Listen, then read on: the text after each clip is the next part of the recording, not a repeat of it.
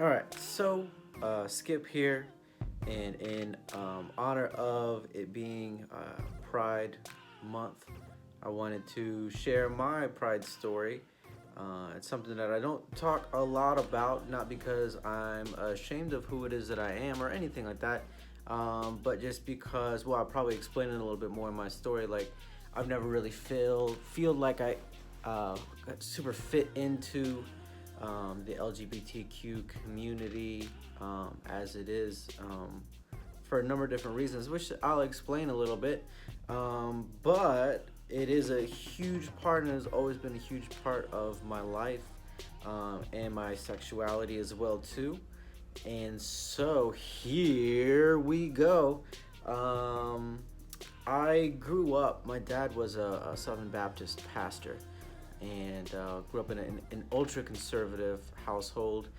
It was so conservative compared to most people's kind of Christian or religious upbringings. It was a lot closer to a fundamentalist Christian, which is basically the same thing as calling it a cult. I would love to say that I actually was a black sheep of the family and some punk rock outsider that was constantly raging against the machine, and yet that wasn't true. I've always been drawn to getting sucked into other people's ideologies throughout my life, and it's something that, over the last 10 years, I've gotten a lot better at finding my own thing. But, whether I was a Christian, I was the most zealous and over enthusiastic person of the bunch, and all the other Christians were like, hey, man, like, calm down, chill out a little bit, relax. And then, but it's the same thing when I was, vegetarian and vegan. I was very militant and very, you know, overexcited, over enthusiastic. It's the same way when I was in the politics. It's the same way when I was basically every time I get into some kind of an ideology that belongs to somebody else, I become the craziest of the bunch. And that's how it was with Christianity. I mean, I was going to be, either I was on track to either be a pastor or to be some kind of a missionary.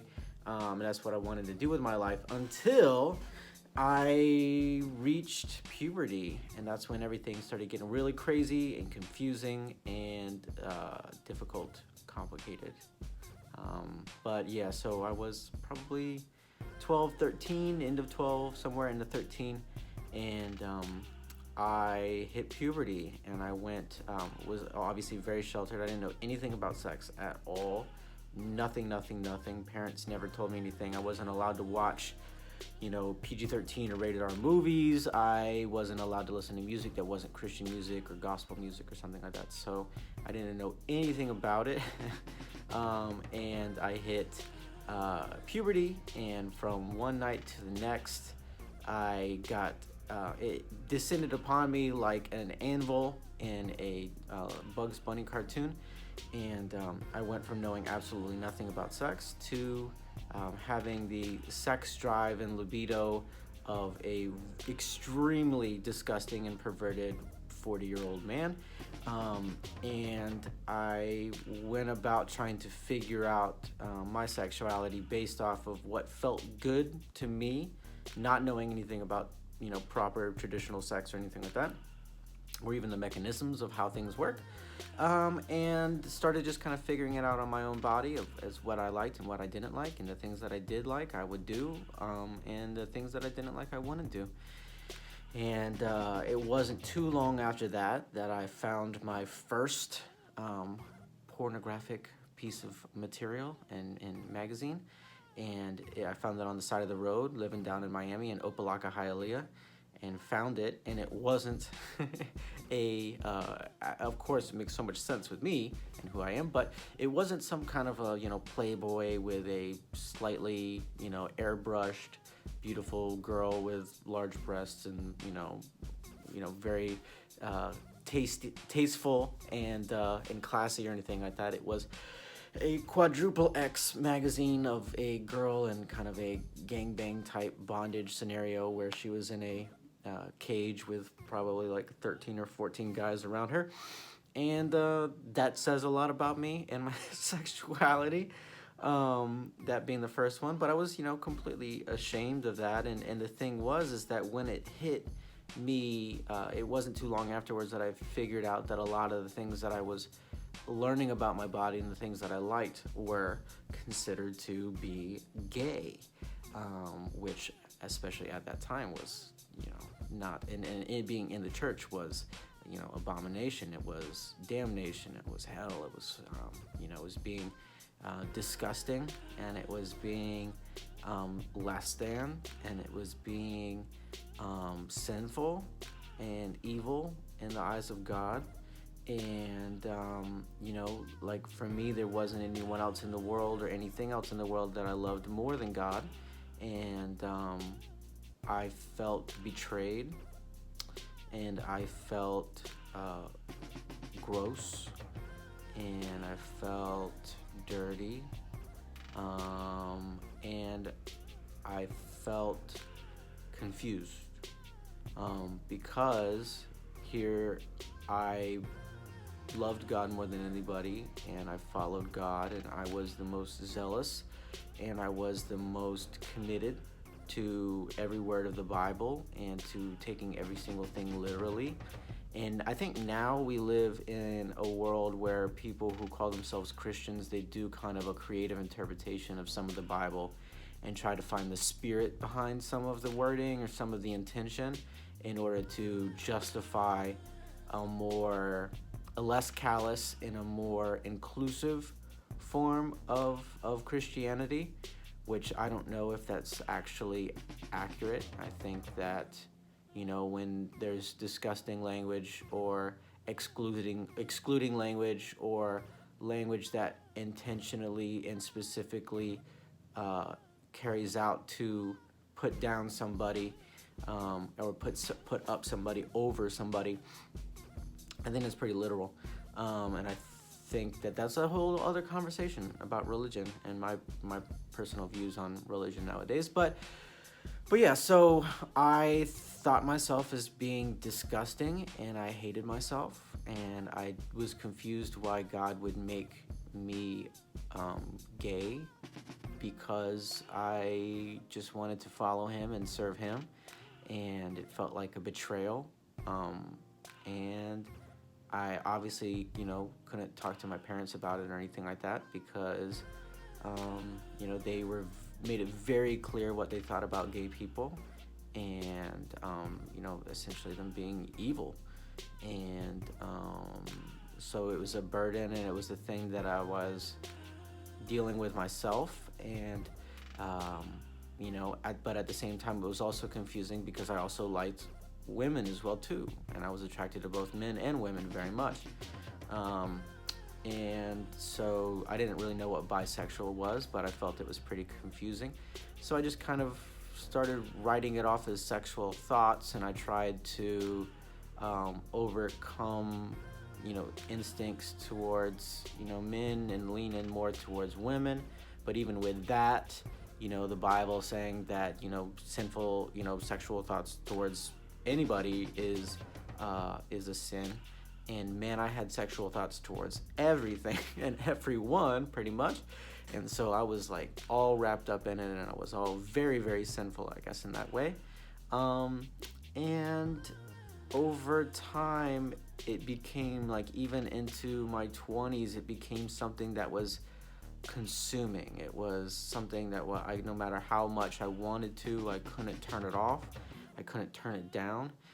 It was, like I said, I had the sex drive and libido of a 40-year-old pervert, and it was something that was constantly, all day, every day, just screaming at me. And then over time, I started to dissolve away from my faith and attachment, and let's just say it, enslavement and indoctrination, and brainwashing from the Christian church. And I started to still have a detachment from feeling okay about it, but at the same time, like, as I withdrew from the Christian church, I allowed myself to be closer to myself. And ultimately, what it is that I identified as being is pansexual, which essentially is just being attracted to anything that's attractive, that you find attractive. It is a lot more of a freestyle, I think, because, like if I'm attracted to a woman and she's attracted to me, then that's cool. If I'm attracted to a man and he's attracted to me, then that's cool. If I'm attracted to a trans girl and she's attracted to me, then cool. Like if, I'm attracted to a 65-year-old, woman and she's attracted to me, then cool. If I'm attracted to a 19-year-old woman or man and he's there, it's really just a matter of self-evaluation in the moment and consent. And if it's mutual and the consent is mutual, then I'm fine with that. And for me, it's very not experimental, but it's experience-based. And that's one of the reasons why, just to come back to why I never really felt like I fit in the LGBT community. And I've also been told by people that I do not belong in the LGBTQ community because my sexuality is based more in sex and is what's called homonormative, which means that it's not a heteronormative, it's heteronormative, which means that I have a sexuality that's all across the board, but at the same time, I gravitate towards heteronormative relationships, which means straight relationships. So I would probably never date a man, might never date a trans girl, but at the same time, my participation in the LGBT community is more sexual based and less sensual based, less relationship based. Therefore, I've been told by a number of people that I am kind of a tourist, and that I don't belong. But at the same time, I think the straight community also makes it very clear, and has made it very clear that anything that you do that is outside of their box is definitely that you don't belong there either. So it's put me in over the years in a kind of a middle ground, which is fine because I've never really been good at making friends. I've never really been good at belonging into other people's social groups or boxes, and I've always been kind of an individual and kind of a rebel, but not really always by my own choosing. So I just kind of have to be cool with being an individual and being kind of a loner in that way, right? So the last thing I wanted to talk about is kind of how that impacted my relationship with my family, and that is not good. I haven't talked to my father in years. I haven't really talked to my mother in years either. It was, I think, maybe 8 years ago that I was at their house for Christmas, and something on the Fox News or whatever that they were watching. Obviously, they're conservative. They're Trump people. Obviously, they're still very religious. My dad's retired, but at the same time, they have not gotten any more liberal or tolerant, I think, over the years, But so I was there. Had seen something on Fox News was going on about gay people, and I took the controversial opinion that, gay people aren't evil, and they're just people, and they're just trying to love each other, and they're just trying to find love in their life. And he looked at me, and he told me that he wished with all of his heart that he had never moved me back from rural Texas, where we lived when I was 8 to 12 years old, back to Miami when I was 12 years old, because he felt that if he had kept me in the country and away from the sinful city of Miami, that I would not have succumbed to that lifestyle, and that I would be different and more like the way that he wanted me to be. And I pointed out, I tried to make a joke out of it, and I said, if you'd kept me there in the country, I probably would have just gotten addicted to meth and ended up in prison. And I said it as a joke, trying to lighten the mood. And then he looked at me very seriously, and he said, yeah, well, then I guess it's all the same, isn't it? And that is probably the most, I mean, I'm saying probably lightning and everything, but that is the worst thing that is the worst thing that anybody, and most hurtful thing that anybody has ever said to me in my life. And it was said to me by my father. And I let them know that I was a part of that group too, that I liked both men and women, and that I wasn't ashamed of it anymore. And then he took me home to my house and dropped me off, and then I didn't talk to him again for a very long time. And the times that I had talked to him were very brief, and they were very removed and shallow, and it was more along the lines of like, hey, here's your mother. And even that I haven't gotten in a long time. So I'd say it's probably 4 years since I've talked to my father. And then I talk to my mom about maybe once a year, and she'll randomly invite me to church. One time she invited me to church and she bribed me with an old iPhone. And she said, well, if you come to church, then I'll give you this iPhone 5. And I said, I'm not willing to come to church for anything less than an iPhone 7. So this is a bit of my pride story, and now I'm completely fine talking about it and being open and talking about my story. I don't like the pity party. I don't like bringing that kind of attention to myself. I like trying to bring attention to myself for positive things, for things that I make, for things that I'm working on and collaborating on with other people. I don't like bringing attention to myself, asking people to feel sorry for me or for pity. But at the same time, like, I don't think a lot of people's pride story comes from a place of comfort and easiness and coming out of the closet and then just immediately being accepted by everyone in the world. I think that a lot of it comes from pain and being excluded and difficulty.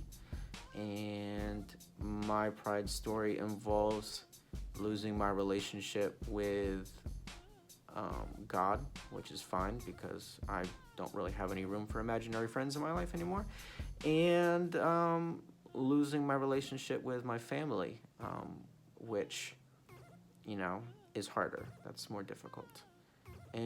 But I've come to some kind of terms, and it's constant. It's a constant thing that every day I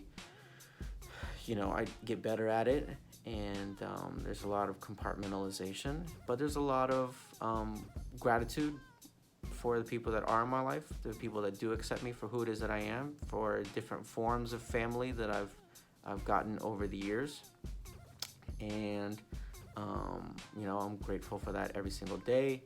I'm grateful for substitute families that have come along, and substitute parents and substitute siblings, and people who've accepted me for who it is that I am, and love me for who it is that I am, or love me for and push me to be somebody that I can be, that's better than I am, which is someone who doesn't get sucked up into other people's ideologies, and somebody who thinks for myself and is my own person, because that person is awesome. And so thank you for, I know this is almost a 20-minute video. I hope that any of my story might be beneficial to you, and might mean something to you. And happy Pride Month. And I encourage you to, for anyone who may be on the fence about coming out or expressing yourself in that way, I would encourage you to do it. And it's not easy, and sometimes it's very hard and painful, but you only have one life. And I don't believe in an afterlife, and I don't believe in second chances and reincarnation. And so this is it. This is your chance. This is your chance to live and to be happy. And I think that you should do that because it makes all the difference. So this is Skip signing out. Happy Pride Month, and I'll talk to you soon.